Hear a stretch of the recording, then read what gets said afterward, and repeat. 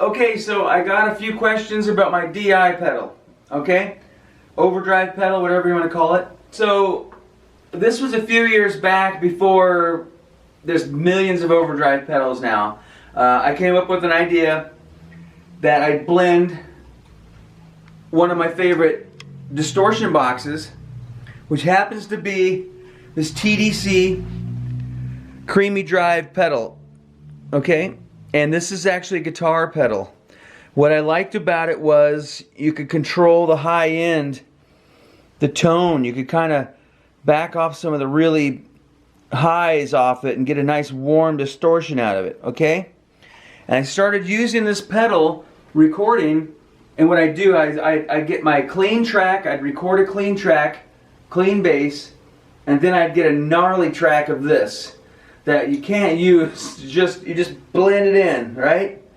And I was mimicking the sound of an amp peg or a loud amp, overdriving just a little bit, okay? And it worked really great. So for live, I've used a lot of things. I've used even the GED 2112 pedal. I've used the MXR DI. It's pretty good. And I gotta say, the pedal I come up with is actually better. I approached TDC and said, listen, I'd like to incorporate this pedal in a bass DI. So that's what we did. Basically, this here, this side of it, is this pedal. I've tried some of their bass overdrives. They're not bad, but this blows it away. Okay, now this is the clean side. Over here, or all this here, you got your master level, which is very important now, because if you have that too high, recording or live, it's gonna cause you a lot of problems. You got to bring it down. It's like the main gain, the master gain. Okay, this is the main EQ. You got some lows, mids, and highs. It's very simple. And this is the blend knob. Now you just blend these together. You get your nice distortion side, and you blend it in with the clean that you want to get. And the cool thing about it is, let's say you get it set for one song, but there's a ballad or something you don't want that sound. You just turn off the distortion, and you leave on this side, because you kind of shaped your tone already. If you turn everything off, it's going to be a completely different sound. But this way you kind of retain the main characteristics of your sound, and then you just add in a little bit of meanness when you want it. Okay, so basically what I like to do is just set up a nice clean signal. This is off. It's got a lot of nice low end you can add.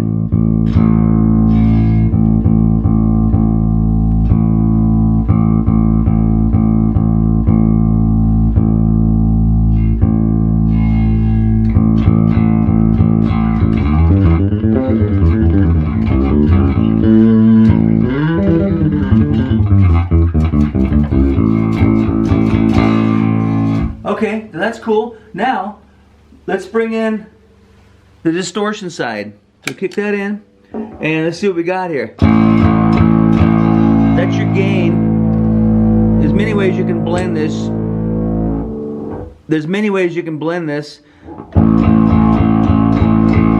Now that's pretty, that's kind of just a little bit, but I can bring that in. And as you blend it,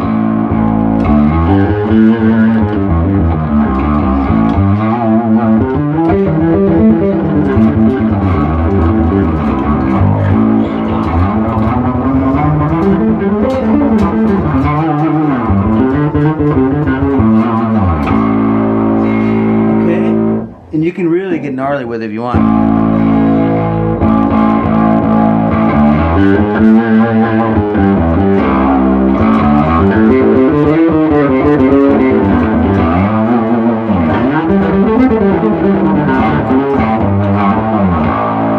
Alright?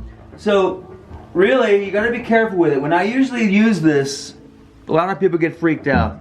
Really, the main thing I'm doing most of the time, I like to get a tone there, it's kind of clean, get that amp overdrive thing and maybe push it just a little bit for fun. But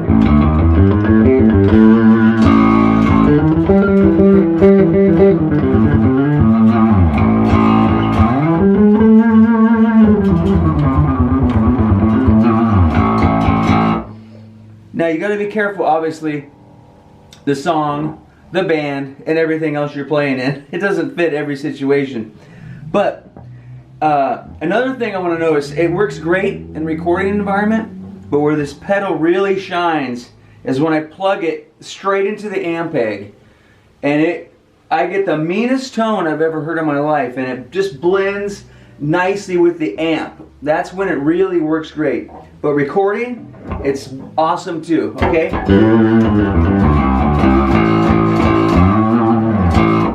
And then if you're playing a ballad, kick it off and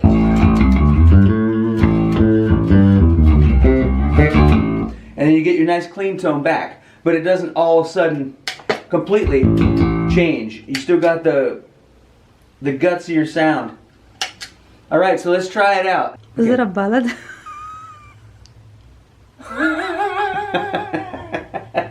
Is it a ballad? I don't know.